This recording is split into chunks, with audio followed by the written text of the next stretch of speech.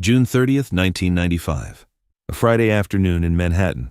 Inside apartment 4F at 211 West 56th Street, a woman lay unconscious in her bedroom, sleeping pills and vodka on the nightstand. Found at 2 in the afternoon, pronounced dead at 3:50 p.m., 6 days before her birthday. That same evening, a stage at the Apollo Theater sat waiting for her. The audience had already paid. Nobody knew. She left a note. 4 sentences. I'm tired. I'm tired. Those of you that I love know who you are. May God bless you. So how does a woman with one of the greatest voices in American music arrive at just 2 words, I'm tired? What did this industry take from her that she could never recover? And what was she trying to tell us for years that nobody wanted to hear? She was born on July 6, 1949 in Philadelphia, Pennsylvania, the eldest of 7 children. Her father, Philip, was a World War II veteran. Her mother, Louise, worked nights as a waitress at a local nightclub. The family eventually settled in St. Clair Village, a working-class neighborhood in the South Hills section of Pittsburgh, where Phyllis would spend most of her childhood. It was not a wealthy upbringing. It was not an easy one. But it was the kind of life that teaches a child either to disappear into silence or to find something loud enough to drown out the noise. Phyllis found music. An elementary school teacher noticed her voice early. That single act of recognition, one adult pausing long enough to tell a little girl that what she had was rare, may have been the first time anyone made Phyllis Hyman feel genuinely seen. It would not be the last time she went looking for that feeling, and it would never quite be enough. She was practical about her future at first. She enrolled at Robert Morris Business College in Pittsburgh on a music scholarship, aiming toward a career as a legal secretary. The sensible path. The safe path. But she dropped out after a single year. The voice was too big for a desk. By 1971, she was touring nationally with a group called New Direction, then moving through several other acts, All the People. The Hondo beat learning stages, learning audiences, learning how to command a room with nothing but sound and presence. She also spent 2 years fronting her own group, Phyllis Hyman and the P/H Factor, where she first began to understand what it meant to be the center of something, the reason people showed up. In 1974, she made her acting debut in the film Lenny, the biographical drama about comedian Lenny Bruce. A small role, but a signal. Phyllis Hyman was never going to be content with just one lane. By the mid-1970s, she had relocated to New York City, singing background vocals for jazz artist John Lucien and working the club circuit on the Upper West Side. She was tall, 6 feet and 1 inch, impossibly beautiful, with a contralto voice that seemed to come from somewhere deeper than the body producing it. People stopped what they were doing when she sang. Not politely, involuntarily. The break came in 1975. Jazz drummer and producer Norman Connors was preparing his album, You Are My Starship, and caught Phyllis performing one night after a John Lucien concert at Carnegie Hall. He offered her the female vocalist spot immediately. The following year, the album was released, featuring her rendition of the Stylistics' Betcha by Golly Wow. R&B radio jumped on it. The album went gold. Overnight, the name Phyllis Hyman meant something in the industry. In 1977, Buddha Records released her self-titled debut solo album. A career had officially begun. But something else had begun, too. Around this same period, Phyllis met Larry Alexander, a fellow performer she encountered while working on a cruise ship in 1973. He became her manager, then her husband. They married in 1977. According to friends and industry sources, as reported in TV One's unsung documentary, it was Alexander who introduced Phyllis to cocaine, framing it as a tool to manage the relentless stress of the music business. She was in her late 20s. She was newly famous. And she was, by multiple accounts, already looking for something to ease a pain that success had not touched. The marriage lasted until 1982. The cocaine dependency would last far longer. Looking back, the outline of what was coming was already visible in those early years, not in her talent, which was never in question, but in the particular hunger underneath it. Phyllis Hyman did not simply want to sing. She wanted to be loved, fully, consistently, without condition. The stage gave her something close to that feeling for 2 or 3 hours at a time. But the stage always went dark, and when it did, she was left alone with herself, a woman the whole room had just adored, walking back to an empty apartment, wondering why it never felt like enough. The demons, as her sister Jean would later say, were there from the beginning. The music just kept them quiet for a while. When Arista Records acquired Buddha in 1978, Phyllis Hyman did not choose her new label. She was transferred, the way furniture gets moved when a building changes ownership. But the man waiting on the other side of that transfer was Clive Davis. one of the most powerful figures in the American music industry, and Davis, to his credit, recognized immediately what he had. He paired her with Barry Manilow, who produced the title track of her first Arista album, Somewhere in My Lifetime. The song became her first solo radio hit. The following year, James Dorsey and Reggie Lucas produced You Know How to Love Me.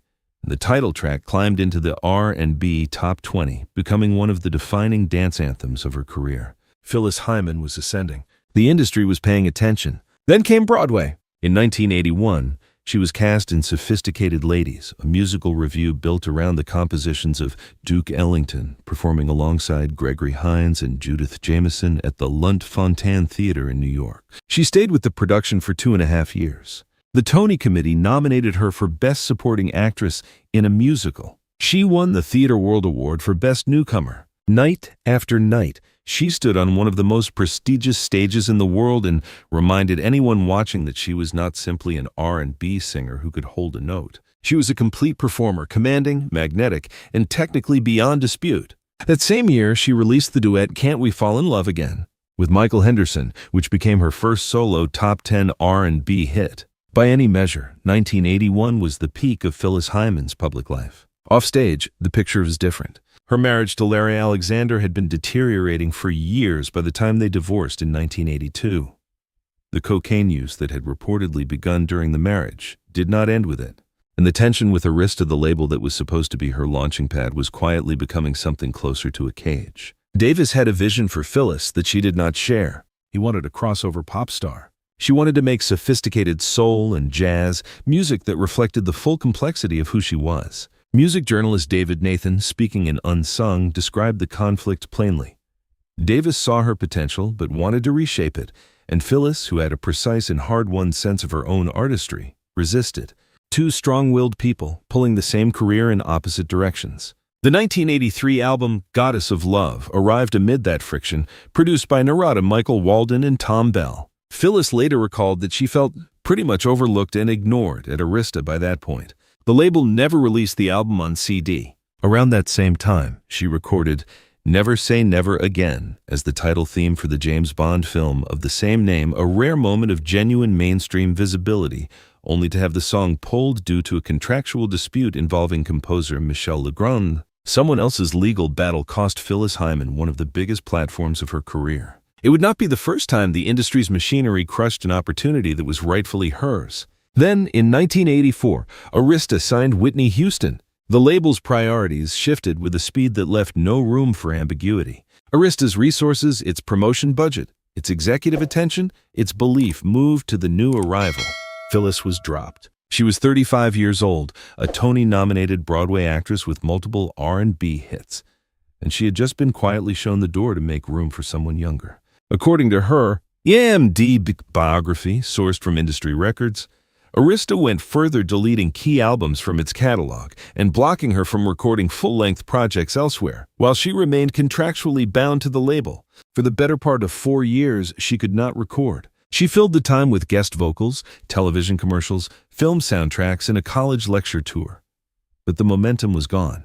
It was during this suspended period that her therapist, Dr. Portia Hunt, made a diagnosis that reframed everything. After observing Phyllis cycle through periods of extreme highs and crashing lows over time, Dr. Hunt determined she was living with bipolar disorder. The diagnosis had been years in the making. In 1986, Dr. Hunt convinced her to enter treatment for her dependence on alcohol and cocaine. She came out, by most accounts, with genuine resolve, a determination to reclaim both her sobriety and her career. And for a moment, it seemed to work. Free from Arista in 1985, she signed with Philadelphia International Records, the label founded by Kenny Gamble and Leon Huff, the architects of the Philadelphia soul sound. The 1986 album, Living All Alone, produced 3 notable singles, the title track, Old Friend, and You Just Don't Know. The album's emotional core was unmistakable. These were not songs performed from a distance. They were dispatches from inside a life. Audiences felt it because it was real. But by the time Living All Alone was charting, Phyllis was also building a close friendship with songwriter Linda Creed, who had written Old Friend specifically for her. It was one of the few relationships in her professional life that felt genuinely reciprocal. 2 women who understood each other's particular brand of longing. That friendship would become another loss she was not equipped to absorb. By 1986, Phyllis Hyman had survived a bad marriage, a cocaine addiction, a label that discarded her, and a diagnosis that explained years of suffering she had been managing alone. She was celebrated and utterly lost sometimes within the same hour. The comeback was real, but so was everything underneath it. The 1991 album Prime of My Life should have been the moment everything turned. In many ways it was. Don't Want to Change the World reached #1 on the R&B charts, the first and only time in Phyllis Hyman's career that a song of hers sat at the top. The album went gold by 1992. After years of being overlooked, contractually imprisoned, and professionally diminished, she had finally delivered the commercial validation the industry had always withheld from her. She was 42 years old. She had waited 2 decades for this. It arrived too late to save her. The success of Prime of My Life did not bring the personal fulfillment she had spent her life pursuing alongside it. She was still, by her own public admission, profoundly lonely. She was still, according to multiple accounts, struggling with her relationship to alcohol. And the industry's embrace felt conditional in the way it always had, warm enough when the numbers were good, indifferent to everything underneath. Phyllis had always wanted to be loved for what she was, not for what she sold. Those were never the same thing in this business, and by 1992, she knew it better than anyone. Then, 1993 arrived, and it took everything. In May of that year, within a period of 28 days, her mother Louise died, her grandmother died, and a close friend died. Producer Nick Martinelli, who worked with Phyllis on her final album, told the Washington Post's Esther Ivram simply, "She was crying a lot." That sentence contains more than it appears to. This was not ordinary grief. This was the simultaneous collapse of the 2 women who had known her longest, who had existed as the fixed points in a life that had always been emotionally turbulent. Without them, the architecture of her world had no foundation left. She kept working. That was what Phyllis Hyman did. She began recording what would become I Refuse to Be Lonely in late 1993, channeling the grief directly into the sessions. She threw herself into AIDS benefit concerts and hospital support groups, visiting patients who specifically requested her presence. Her IMDb biography notes that those visits took a heavier toll on her than she recognized at the time, a woman already emotionally depleted, absorbing the suffering of others because she did not know how to put her own down. She also stopped hiding how she felt in public. Her appearance on the Arsenio Hall show during this period became, in retrospect, one of the most painful things she ever put on television. She sat across from the host and confessed, openly and without performance, to feeling lonely and unhappy.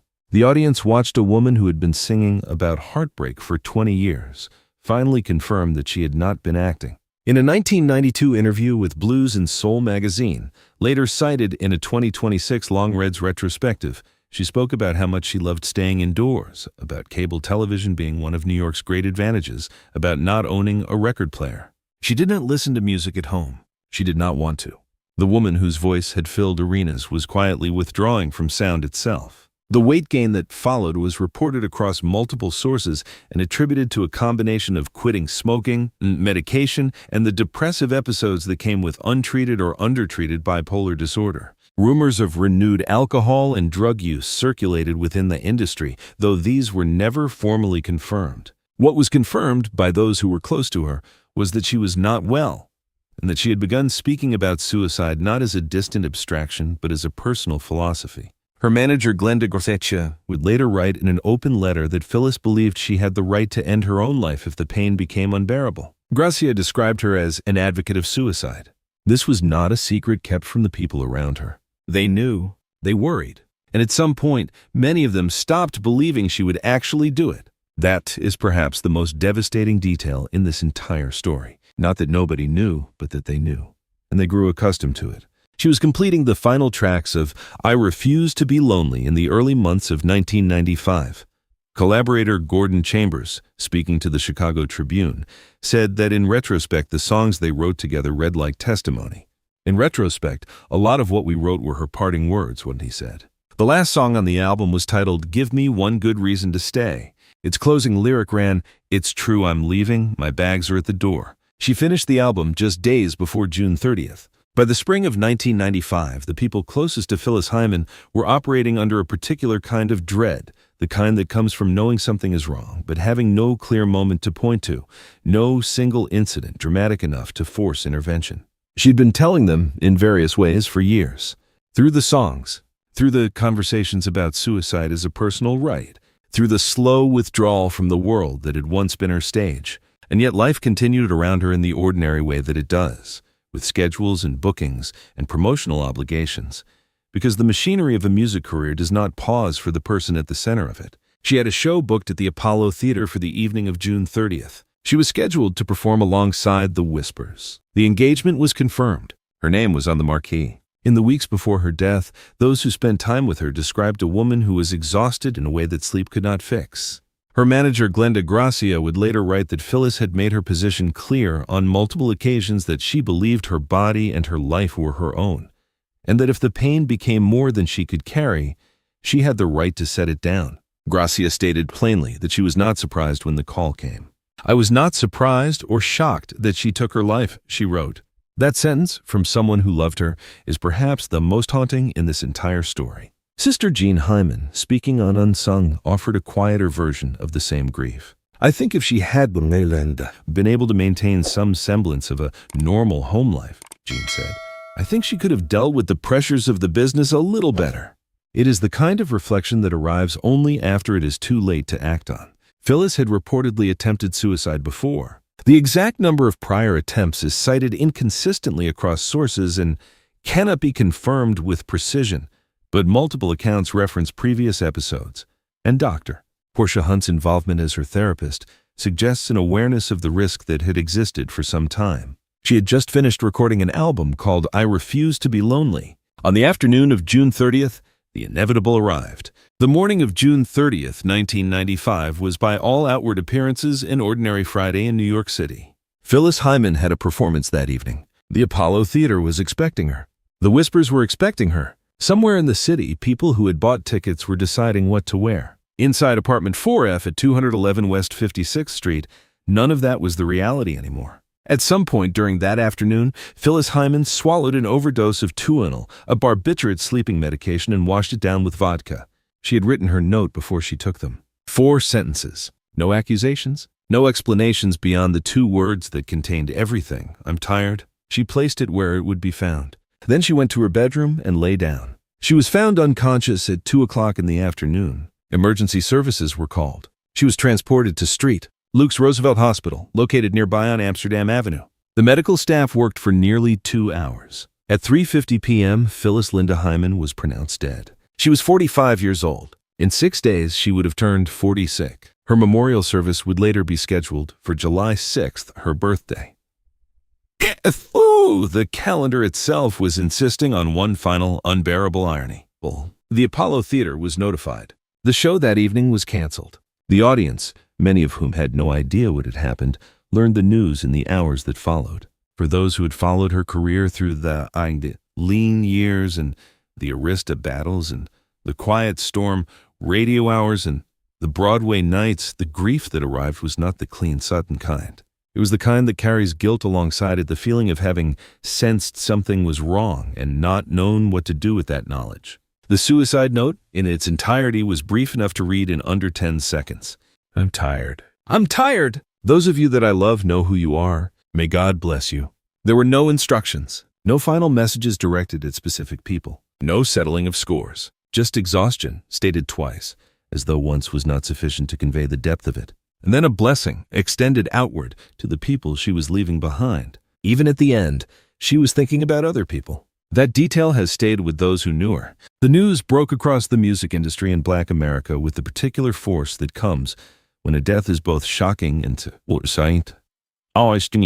in retrospect, not entirely surprising. Radio stations that had been playing her records for 2 decades pulled her catalog and let it run. Living All Alone took on a meaning it had never quite shed. Old Friend became an elegy. And somewhere in a warehouse at Philadelphia International Records, the master tapes for I Refuse to Be Lonely sat waiting, an album completed just days before her death, filled with songs that now read as a prolonged farewell that everyone had somehow failed to recognize in time. Reactions from the industry came quickly. Colleagues and fellow artists expressed grief in the terms that public mourning allows tributes to her voice, to her presence, to what she had contributed.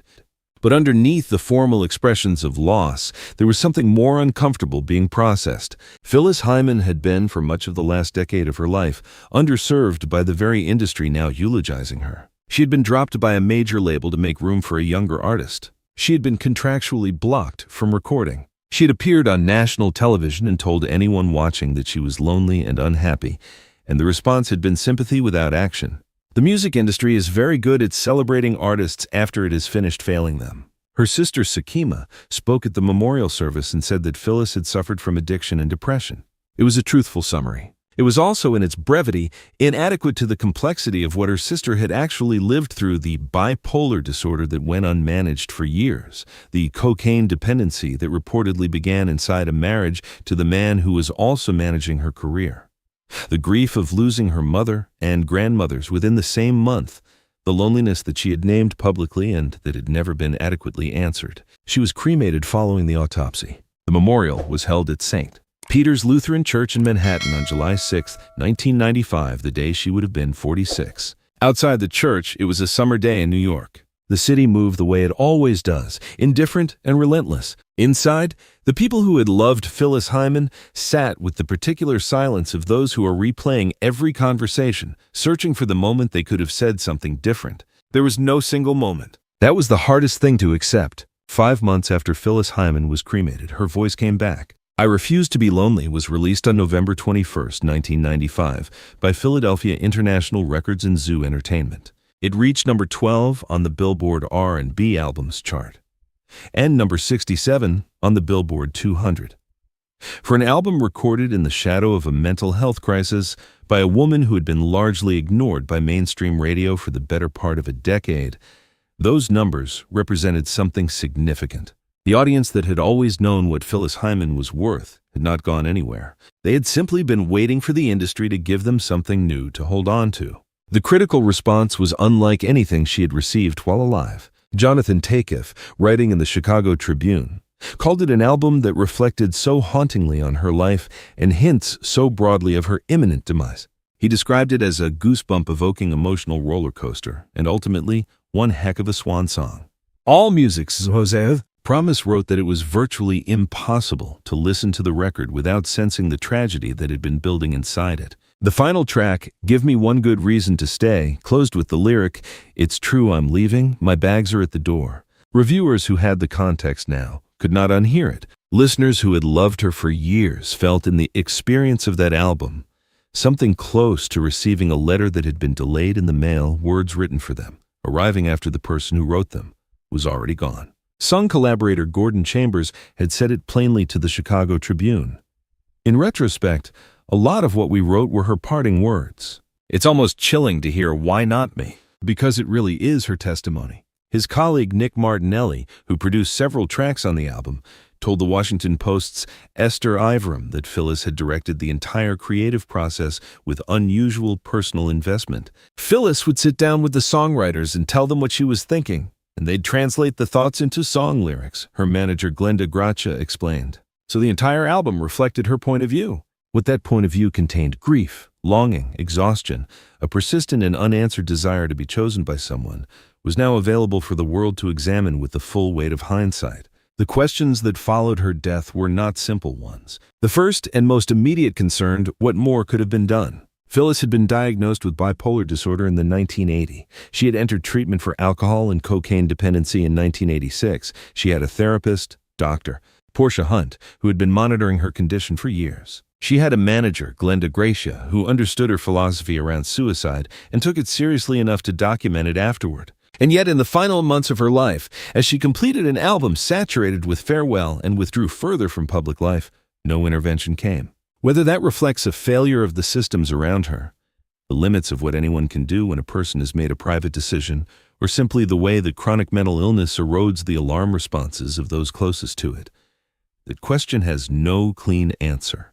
It deserves to be asked anyway. The second question concerns the music industry itself. Clive Davis signed Whitney Houston in 1984 and dropped Phyllis Hyman in the same motion, a decision that was commercially rational and humanly catastrophic. According to her IMDb biography, Arista did not simply let her go. The label deleted key albums from its catalog and used contractual obligations to prevent her from recording elsewhere for years. A woman with bipolar disorder, a cocaine dependency, and a fragile sense of her own professional worth was left in suspended animation by a corporation that had already moved on. By the time she reached her commercial peak with Prime of My Life in 1991, she was 42 years old and had spent the better part of a decade fighting to be allowed to work. The toll of that fight is not separable from what happened on June 30th, 1995.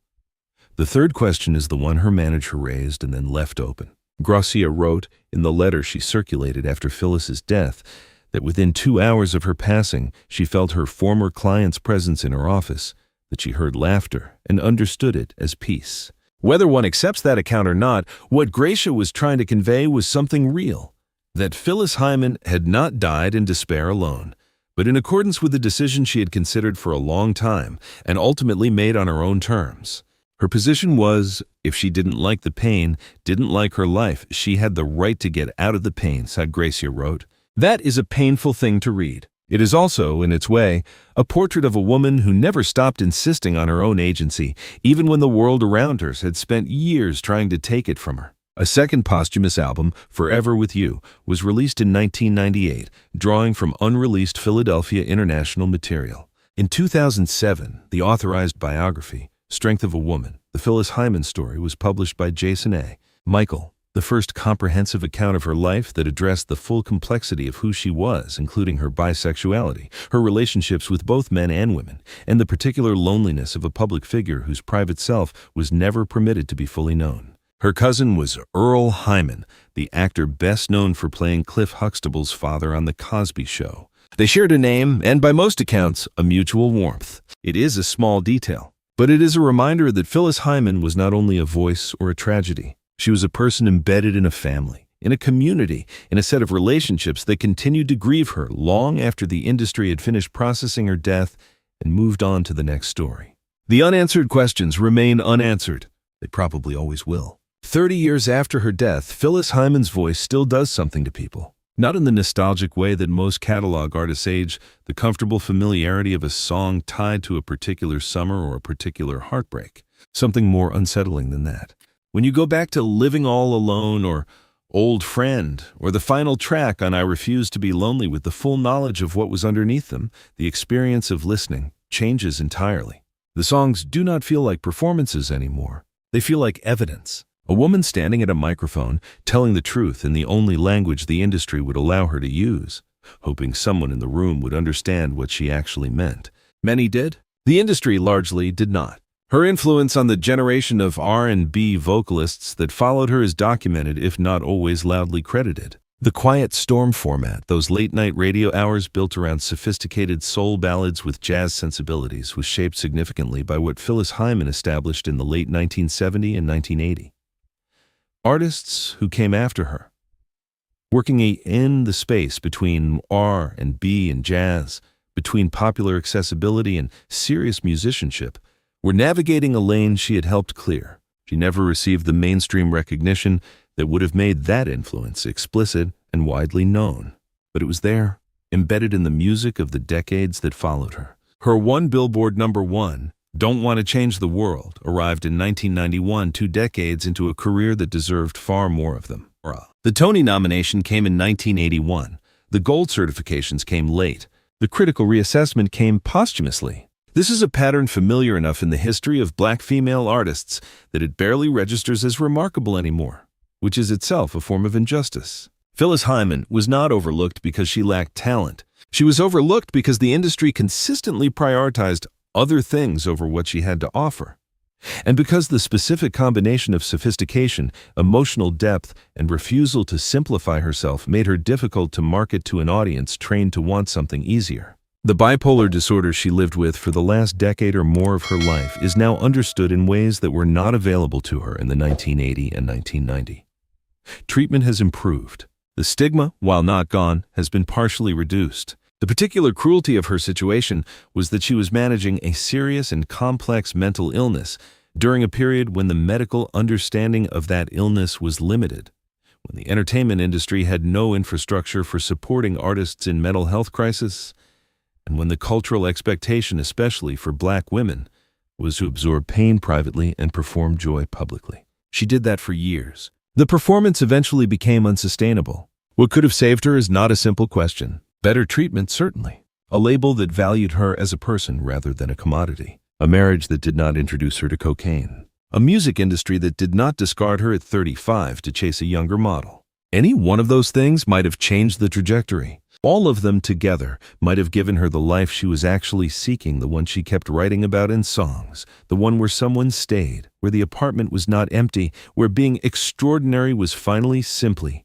enough. Her memorial was held on her birthday. That fact has never stopped being painful to sit with. In the years since her death, tribute concerts have been staged, compilation albums have been released, and the conversation around her legacy has gradually expanded beyond the circumstances of her death to include the full breadth of what she created. The 2007 biography began the work of restoring her complexity. The 30th anniversary of I Refuse to Be Lonely, marked in early 2026 with a long-read retrospective essay, suggested that new generations are still finding their way to her music and being stopped in their tracks by it. She sang about longing her entire career. She sang about wanting to be chosen, wanting to be held, wanting the ordinary intimacy that fame had made structurally impossible for her. She sang those things with a precision and a rawness that most artists spend their entire careers trying to approximate. And then she left a 4-sentence note and went quiet. The note ended with a blessing. That is the detail that stays, not the anger Papo. And that's impossible. Not the accusation, not the settling of scores, just a blessing, extended toward the people she loved, from a woman who was tired of waiting for the world to love her back in the way she needed. Check on your heroes, not after the album drops, not after the interview where they seem a little off. Before that, while there is still time to say something that might actually matter. The Apollo Theater stage was set on the evening of June 30th, 1995. The lights were up. The whispers were ready. Somewhere in the audience, people were settling into their seats, programs in hand, waiting for a woman in a spectacular gown to walk out from the wings and remind them why they had come. She never came. 6 days later, on what would have been her 46th birthday, the people who loved Phyllis Hyman gathered at St. Peter's Lutheran Church in Manhattan and said goodbye. The calendar had arranged one final quiet cruelty, the day meant for celebration converted into the day of mourning. They cremated her. There is no grave to visit. There is only the music, which she left in sufficient quantity and sufficient depth that it has continued to do its work long after she stopped being alive to hear it played. The final irony is not subtle. She named her last album, I Refuse to Be Lonely. She died alone in her bedroom on a Friday afternoon while the city moved past her window, indifferent and relentless the way cities do. But she had told us. She had been telling us for 20 years in every torch song, every ballad about an empty apartment, every lyric about waiting for someone who did not come. The songs were not fiction. They were dispatches. And the last dispatch, completed just days before the end, closed with a door and packed bags and a voice asking for one good reason to stay. In a 1994 interview, she spoke about staying indoors, about the quiet of her apartment, about how much she valued being still. Looking back, it reads less like contentment and more like a woman already beginning to say goodbye. I'm tired. I'm tired. Those of you that I love know who you are. May God bless you. Rest in peace, Phyllis Hyman.